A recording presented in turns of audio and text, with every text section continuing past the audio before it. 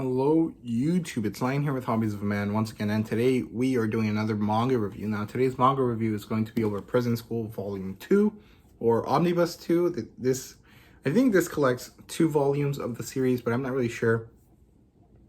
I don't think there's ever a real clear division that's like, hey, this is the end of volume whatever, here's the next one. So I'm not really sure. If someone does know, please let me know in the comments. And yeah, so this is written by Akira Hiramoto. It's published by Yen Press. Its genre is seinen with, ecchi comedy. And the ecchi is really ecchi. Sorry. And it does have an adaptation, although I'm not sure how far into the manga it covers. So I think it covers the first couple volumes at least. I mean, the end of the first volume was not really a good stopping point. So I don't think the anime stopped there. But I'm not really sure where is a good stopping point. So, yeah. Now, the premise here is that the time to escape is upon Kiyoshi. He must go out into the world and go on his date meeting thing with Chiyo-san? Can't remember her name.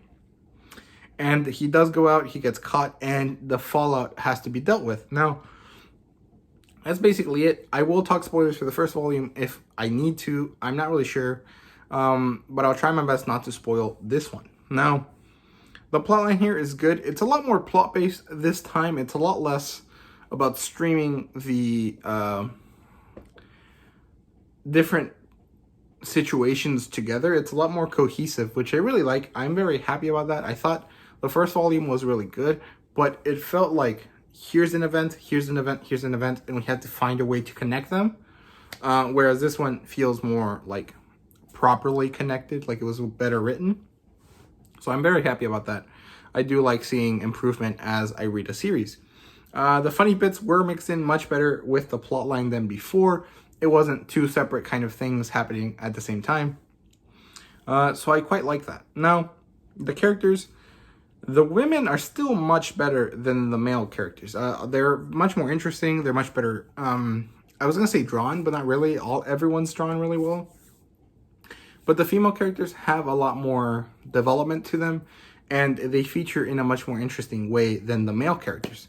Really, the male characters just function as a way to get the story going, kind of like it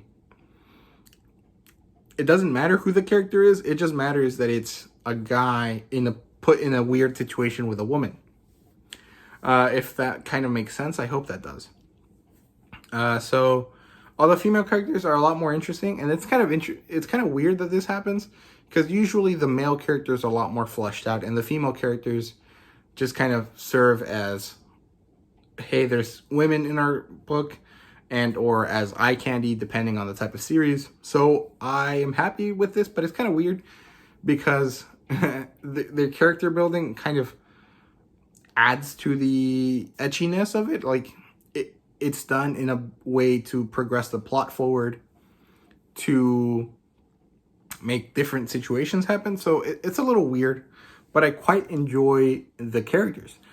We had some fun bits with Hana again. She's the one that likes pee, which is really weird. We had good interactions between the vice president and the president, which the vice president is named Meiko, I think. So we finally have a name for her, and I quite like it. I like her a lot. The character is really weird, but I really enjoy her. And it's funny how all the male characters are like really into getting hit and stuff, and like they're like masochists, and I'm just like, no. But it's funny. It's enjoyable to laugh at.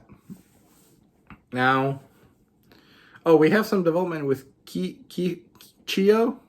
We find out that she's related to some of the people that are in the school, and that, that kind of makes Kiyoshi kind of even more difficult to deal with now than he was before. He's the most normal out of all the characters, but him being normal kind of adds to the fact that he gets into these weird situations. And it just adds to the comedy a lot. So I'm really happy with all the characters. I do like the emotional tension that develops between all the male characters as well. With the fact that, the escape and then Kyoshi taking the fall completely. You know, it's very interesting. I quite like where everything kind of went. The world building, there's basically none.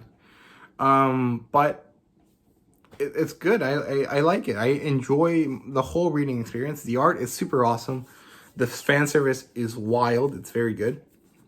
It's still a little bit like too good. It's like borderline concerning, but overall really enjoyable. The art and the fan service both are very, very good.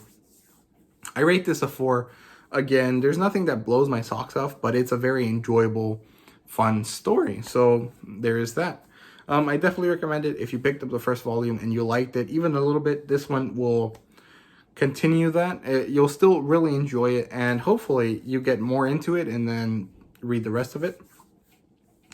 And yeah, I can't really think of any similar titles. I do need to read more ecchi, and then maybe I'll think of some good titles to recommend if you like Prison School.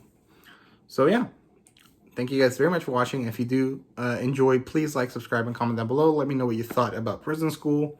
And recommend some good ecchi if you guys know any. I want to collect To Love Ru, but besides To Love Ru, I don't really know any other ecchi series that I'm like particularly interested in. So shoot me some in the comments. I would really appreciate it. Now, that's it for me.